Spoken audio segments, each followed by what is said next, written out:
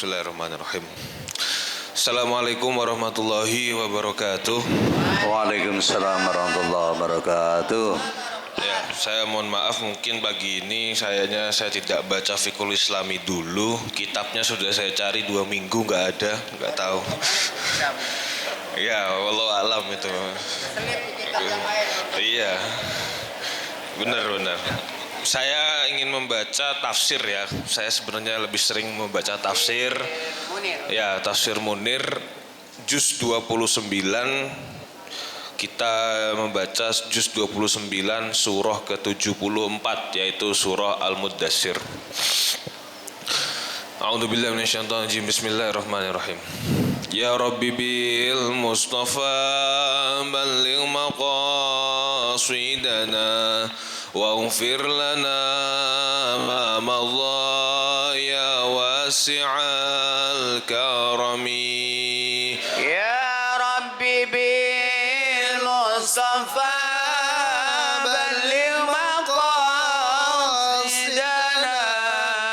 waghfir lana ma madha ya wasi'al karami.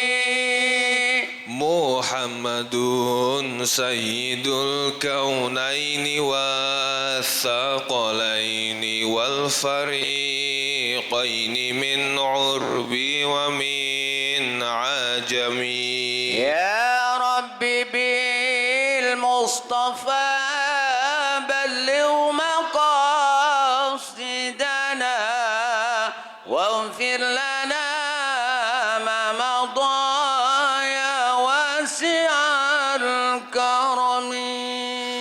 Nabiyuna al-amirun nahi fala ahadun abarra fi qawli la minhu wala na'ami. Ya Rabbi bil Mustafa balligh maqasidana waghfir lana ma madha ya wasi'al karami. Huwal habibul ladzi turja syafa'atuhu likulli haulin minal ahwali muqtahimi. Ya Rabbi bil Mustafa balligh maqasidana waghfir lana ma madha ya wasi'al karami. Alhamdulillahi rabbil alamin wa bihi nasta'in wa ala umurid dunya waddin wassalatu. Masa? Enakan ini enteng kayak Enggak, vokal beda. berat. Wassalatu wassalamu ala ashrafil anbiya'i wal mursalin sayyidina wa maulana Muhammadin wa ala alihi wa sahbihi ajma'in, amma ba'du. Hadratal muhtaramin, ila jami'i masyayikh, ila jami'i idarah pengurus Masjid Baitur Rahim, dan juga ila jami'i idarah dari Majelis Ukhuwah. Hadratal muhtaramin, pada sesepuh, bini sepuh, para asatid yang berkumpul di sini, tak lupa para seluruh jamaah. Alhamdulillah kita dapat melanjutkan kajian rutin istiqomah bermulazamah setiap minggu pagi. Dikarenakan satu halangan, saya ulangi lagi ya, saya membaca tafsir Munir tadi surah Al-Muddatsir surah ke-74 juz 29. Langsung saja tanpa panjang kalam akan saya buka. A'udzubillahi minasyaitonirrajim. Bismillahirrahmanirrahim. Ila hadratin Nabiyil Mustafa Muhammadin sallallahu alaihi wasallam jamil auliya wal anbiya wa ulama'is shalihin wa salafuna shalihin, nakhussu bi dzikri ila abaina wa ummahatina wa ajdadina wa jaddatina wa abnaina wa usulihim wa furu'ihim, nakhussu bi dzikri ila masyayikhina wa muallimina wa sadatina, nakhussu bi dzikri ila kullu man sara wa jama'a wa jalasa wa darasa fi hadzal majlis fi hadzal sabah ala ma nawaina wa ala ma nawa salafuna salihun syai'un lillah. Al-Fatihah. A'udzu billahi minasyaitonir rajim. Bismillahirrahmanirrahim. Alhamdulillahi rabbil alamin arrahmanir rahim maliki yaumiddin iyyaka na'budu wa iyyaka nasta'in ihdinas siratal mustaqim siratal ladzina an'amta 'alaihim ghairil maghdubi 'alaihim waladdallin amin. Bismillahirrahmanirrahim. Surah Al-Muddassir. Surah Al-Muddassir, orang yang berselimut. Makkiyatun, dia merupakan surah Makkiyah. Wa yasittun wa khamsuna ayah, ayatnya ada 56. Tasmiyatuha. Ini yang saya baca tafsir Munir, dia merupakan karangan Syekh Wahbah Zuhaili. Bagi yang biasa mungkin sudah sering tahu, ya tahu tadi Masjid Al-Hidayah atau di majelis sendiri. Tafsir Munir itu dia uniknya membahasnya bukan per kata, per tema. Jadi kalau misalnya kita tafsir Jalalain ataupun tafsir Ibnu Katsir dan tafsir-tafsir yang lain kan biasanya nanti cara membacanya adalah ayat dibaca satu persatu kemudian diterangkan, dikupas satu persatu. Tapi tafsir Munir dia ini termasuk tafsir yang kontemporer. Jadi pembahasannya per tema. Nah, nanti ada tema besarnya. Yang pertama sebelum kita masuk ke pembahasan ayatnya, tasmiyatuha, kenapa disebut dengan surah Al-Muddassir? Summiyah surah Al-Muddassir liftitahiha bihadzal wasfil ladzi wasafa bihin nabiyyu sallallahu alaihi wasallam. Dinamakan dengan surah Al-Muddassir dikarenakan pada permulaan surah Al-Muddassir bihadzal wasfi alladzi wasafa bin nabiyyu, dibuka dengan sifat yang hanya diberikan kepada nabi, yaitu Al-Muddassir. Julukan Al-Muddassir ini hanya diberikan kepada Nabi Muhammad, tidak yang lain. Wa aslul muddassir, dan asli dari kata muddassir artinya kan orang yang berselimut atau orang yang berkemul ya. Al-mutadaththir, ia adalah al-mutadassir, ada tak di tengahnya. Di antara mim dan dal itu sebenarnya ada tak. Al-mutadassir. Wa huwal ladzi yatadassaru bi siyabihi. Intinya orang yang berselimut dengan pakaian atau kain ketika tidur atau ketika istirahat. Nah, kenapa bisa menjadi al-muddassir? Ini terjadi kalau di dalam ilmu tata bahasa Arab yang bernama ilmu i'lal, ada mulaffaf bih, sengaja diidghamkan. Tak dan dal sengaja diidghamkan, disatukan, kemudian muddassir. Mutadassir, taknya dihilangkan kemudian dimasukkan ke dalam dal sehingga menjadi tasdid muddassir. Aslinya mutadassir seperti itu. Mustamalat alaihi surah, apa yang dikandung ada di dalam surah Al-Muddassir ini. Tadammanatis surah irsyadatun lin nabiyyi fi bad'i da'watihi wa tahdidatun li za'imi man za'ama isyuraka wa awsafi jahannam. Kalau surah Makkiyah itu biasanya mungkin saya sudah sering jelaskan ya.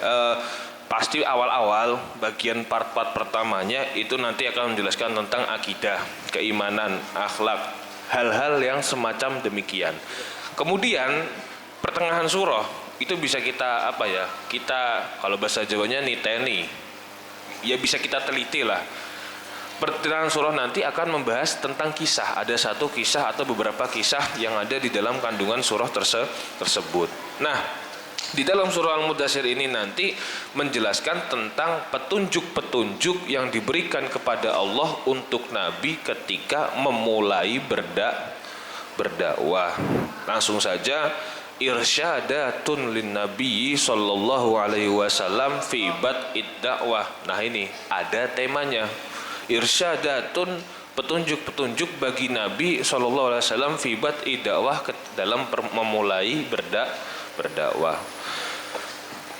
Bismillahirrahmanirrahim. Ya ayyuhal muddassir qum fa'anzir wa rabbaka fakabbir wasiyabaka fatahhir warrujza fahjur wala tamnun tastaksir wali rabbika fasbir fa idza nuqira fin naqur fadzalika yauma idzin yaumun asir alal kafirina ghairu yasir.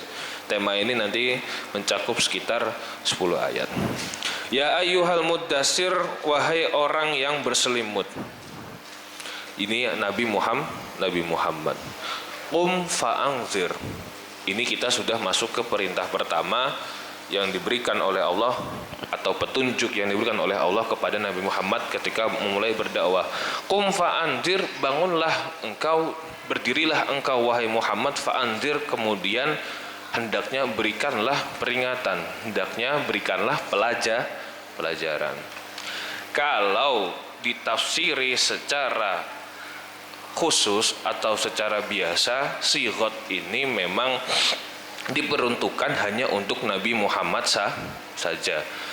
Kalau zikrul am alal khos, maka ini juga diperuntukkan bagi seluruh orang yang mempunyai ilmu atau seluruh orang yang ingin berdakwah. Sebelum memulai berdakwah, hendaknya pertama kali adalah qum fa'anzir, berdirilah, maksudnya benahilah dirimu sendiri. Sebelum kita ngingetin orang, itu hendaknya kita sudah bisa berintrospeksi diri. Qum fa'anzir, berdirilah, bangunlah, fa'anzir, baru kamu boleh memperingatkan orang. Diri sendiri benerin dulu, baru bisa ngingetin, benerin orang lain.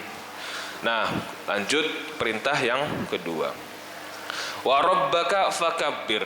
Perintah yang kedua ketika hendak memulai berdakwah, hendaknya wa rabbaka fakabbir, dan terhadap Tuhanmu fakabbir, maka hendaknya agungkanlah dia, atau bacalah takbir ya kalau makna lughawinya. Agungkanlah Tuhanmu, bacalah takbir untuk Tuhanmu. Bisa diartikan secara lughawi, secara bahasa saja, atau secara istilahi juga bisa diartikan secara dari sudut pandang yang berbeda. Wa rabbaka fakabbir, ya berarti sebelum kita berdakwah, maksud saya sebelum misal ustadz kiai masuk ke dalam pengajian baca Allahu Akbar, Allahu Akbar, Allahu Akbar. Ini tafsir secara kakunya ya, atau secara letter tekstual. Tapi fakabbir di sini adalah maksudnya hendaknya sebelum berdakwah engkau itu agungkan dulu kekuasaan Tuhanmu. Maksudnya merenungkan kebesaran Allah di situ. Ini tafsir istilahinya. Wasiyabaka fatahhir, dan terhadap pakaianmu wahai Muhammad fatahhir, maka hendaknya bersihkanlah, sucikanlah.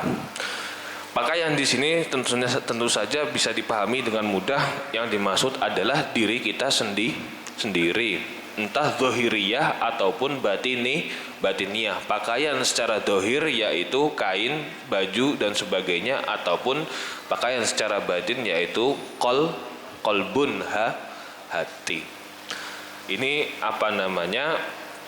perintah ketiga yang diberikan oleh Allah, atau petunjuk ketiga yang diberikan oleh Allah. Biasanya kalau kita itu kan pasti rata-rata umumnya akan menilai orang dari penampilan luarnya, dan itu memang sudah wajar. Cuman belakangan ini kita, mungkin saya lah ya, di antara generasi muda itu kan ada slogan don't judge a book by its cover ya. Jangan melihat orang dari penampilan luarnya, atau menilai buku dari sampulnya. Nih bos buku nih, Tato Haji nih, paham nih. Nah, itu bagaimana cara kita menyikapi demikian? Kita nggak bisa loh nggak menilai seseorang. Pasti sebagai kodrat manusia itu kita akan memberikan penilaian, judgement kepada seseorang atau orang lain. Ini mau dinilai dari luarnya atau dinilai dari dalamnya.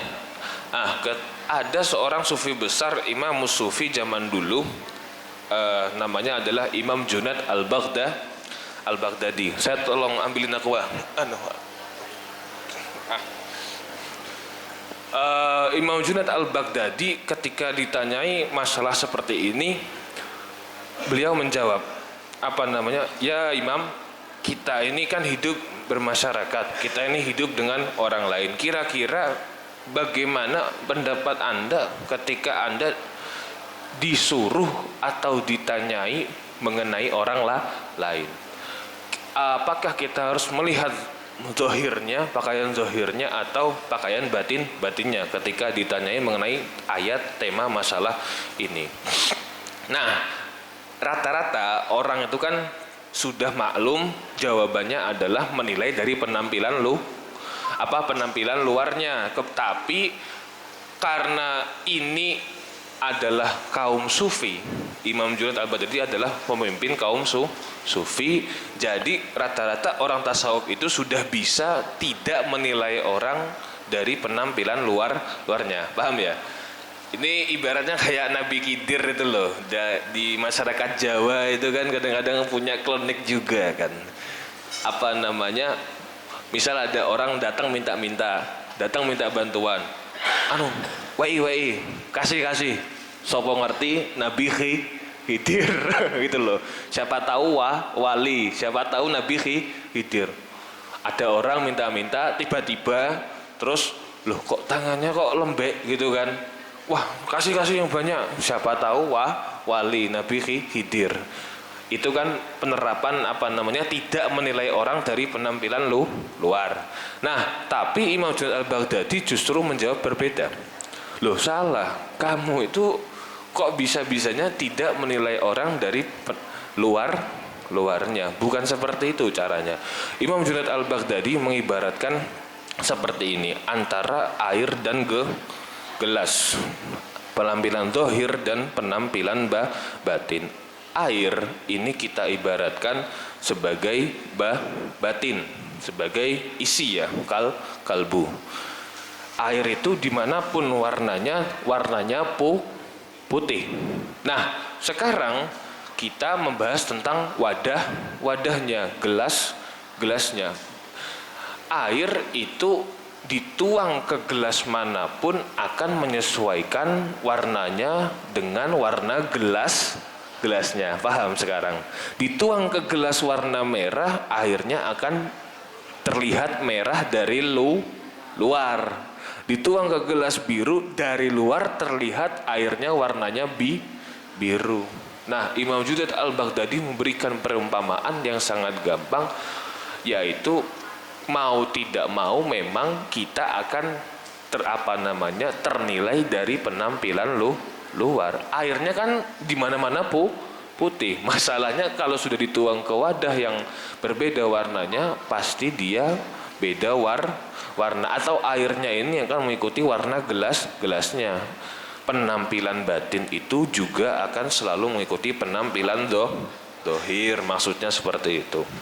Lanjut, warrujza fahjur, dan kepada penyembahan berhala itu makna lainnya, atau terhadap kesesatan, kelacutan, fahjur, maka hendaknya tinggalkanlah wahai Muhammad. Ini bisa dipahami bahwasanya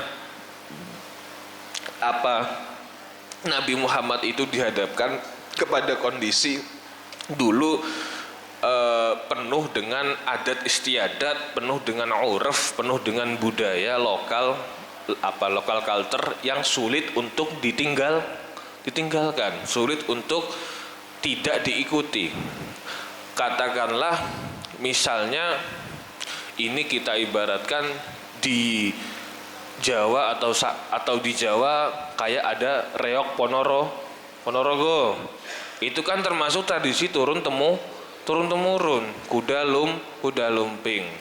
Apalagi lah, banyak lah ya yang model-model seperti itu. Nah, tapi kalau di sini konteksnya bagi Nabi Muhammad adalah penyembahan berhala. Nabi Muhammad itu dihadapkan kepada dilema, mau tidak mau harus meninggalkan budaya nenek moyang, meninggalkan budaya yang sudah mengakar kuat di masyarakatnya harus melakukan revolusi. Ini makna dohir. Kalau makna batinnya atau makna maknawi tafsirnya adalah sebelum dai atau sebelum pendakwah itu berdakwah, hendaknya dia harus bisa menjauhi diri dari maksiat. Memang tafsir itu akan selalu seperti itu. Ada dua makna yang berbeda. Lanjut di perintah yang ke berapa ini? 1, 2, 3, 4, 5. Wala tamnun tastaksir wala tamnun, dan hendaknya janganlah engkau memberikan sesuatu wahai Muhammad tastaksir kemudian engkau mengharap balasan yang lebih.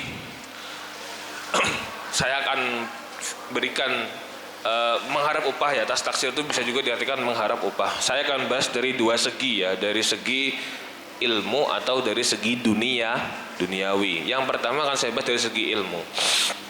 Ini menjadi dalil bahwasanya guru ngaji, ustadz, kiai itu tidak boleh dikasih amplop, tidak boleh dikasih imbalan, dikasih upah. Ini ayatnya, dalilnya yang menunjukkan bahwasanya mengajarkan suatu ilmu itu tidak boleh meminta upah. Nah, akan tetapi ada perdebatan di antara ulama kalau yang menjelaskan enggak gitu prakteknya. Itu kamu berarti cuma nafsirin atau cuma ngambil kesimpulan sepihak, maksudnya nafsirin dari kulitnya doang. Wala tamnun taksir. Ceritakan dulu ada sahabat, saya lupa namanya, ya Allah, Abu Musa. Kemudian Abu Musa al-Asy'ari itu sedang melakukan safar bersama 40 atau 50 orang ke suatu daerah. Di tengah jalan, ini hadis panjang sekali kalau saya bacakan hadis Arabnya. Di suatu jalan rombongan ini beristirahat di satu desa Baduy, desa pertengahan orang kampung ya. Nah, ketika ingin meminta izin kepada penduduk desa tersebut untuk berkemah, membuat tenda di pemukimannya, tidak boleh, nggak boleh. Lu orang asing, lu kemah di seberang gunung, cuman minta buat kemah, tapi tidak diizinkan oleh ketua sukunya, kepala suku Baduy tersebut. Kemudian sahabat Abu Musa ini akhirnya nurut, ya udah nggak apa-apa, yang penting kita bisa bermalam dengan aman, seperti itu. Entah kenapa malamnya kepala suku tadi dipatok sama ular, kemudian sakit, dicariin obatnya, diminumin obat apa aja nggak sembuh. Akhirnya ada seorang nyeletuk di kaum Baduy tadi, coba kita minta tolong sama musafir yang tadi, barangkali dia punya obat atau punya apapun lah yang bisa nyembuhin. Nah, diutuslah perwakilan ke kaum para sahabat tadi. Begitu dimintai tolong, diceritakan seperti ini, langsung sahabat Abu Musa, oh ya nggak apa-apa, siap, tapi ada syaratnya. Kalau sembuh, saya minta kambing sesuai dengan jumlah rombongan saya. Berarti kan sekitar 40 atau 50 kambing. Oh nggak masalah, ya yang penting sembuh. Orang zaman dulu ya kan, kambingnya banyak, cuek. Itu masih dikit Pak, 40-50. Kalau benar-benar penggembala pasti ratusan. Akhirnya nggak penting sih sebenarnya. Nah kemudian tadi Abu Musa tadi akhirnya menemui kepala suku. Tidak lama kemudian langsung Bismillahirrahmanirrahim, Alhamdulillahirabbil alamin, Arrahmanirrahim ila akhirih, membacakan surah Al-Fatihah. Diludahin tiga kali. Di bagian yang dipatok ular itu dibacain Al-Fatihah, kemudian diludahin tiga kali. Kayak orang-orang tua lagi nyuwuk, bahasanya nyuwuk kalau itu orang Jawa. Kayak gitu, nyembur, lagi nyembur. Itu kemudian langsung sembuh. Masalahnya bukan di situ. Orang Baduinya nggak masalah. Ya udahlah, kambing kasihin, nggak ada permasalahan sama sekali di situ. Masalahnya justru datang dari para sahabat sendiri. Kamu nih gimana sih? Kamu nih jadi pemimpin dakwah, disuruh safar sama Rasulullah kok malah minta bayaran. Oh nggak apa-apa, minta bayaran gini-gini. Lagi pula kan ada dua kaum pro kontra. Akhirnya udah, nanti kita pulang ke Madinah, kita serahkan semua ini kepada Rasulullah. Begitu sampai di Madinah,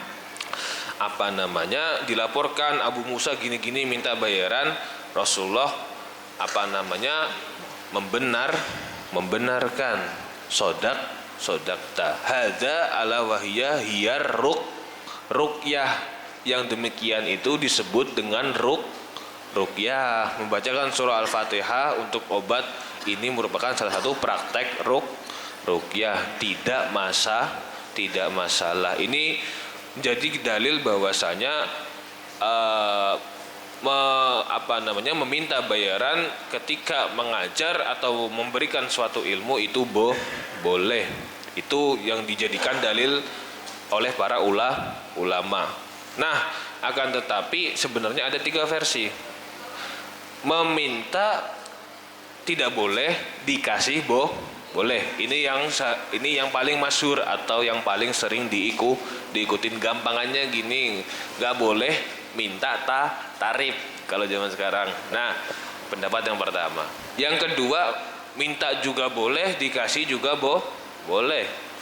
Ini berdasarkan kisah yang tadi. Yang terakhir, minta nggak boleh, dikasih juga boleh. Biasanya sering dipakai sama orang-orang yang agak kaku ya. Apa sih gerakan dakwah kemana-mana, alasannya dakwah, jalan kaki dan sebagainya. Ya nggak apa-apalah, itu perbedaan pendapat saja. Wali rabbika fasbir, yang terakhir setelah semuanya engkau lakukan wahai Muhammad, terakhir tinggal tawakal dan terhadap Tuhanmu, fasbir, maka hendaknya engkau bersabar. Hasil urusan Allah. Fa idza nuqira fin naqur, maka apabila telah ditiupkan trompet fin naqur, fadzalika yaumun asir, maka sesungguhnya hari itu adalah hari yang sulit. Tiupan sangkakala hari kiamat. Alal kafirina ghairu yasir, maka bagi para kaum kafir ini sungguh hari itu bukan merupakan hari yang mudah. Ingin saya bacakan sedikit hadis mengenai faiza nukira fin nakur, apabila sangkakala atau trompet ini telah ditiup. Qala Ibnu Hatim, berkata Imam Ibnu Hatim, haddatsana Abu Sa'id al-Asyad haddatsana Asbat Ibnu Muhammad an Mutarrif an Atiyah al-Aufi an Ibni Abbasin. Hadis sebenarnya itu bentuk aslinya atau redaksi aslinya seperti itu. Haddatsana wasami itu an, tidak langsung misal an-nadzafatu minal iman. Dia panjang sekali dan menyebutkan semua rawinya, semua jalur riwayat sanadnya.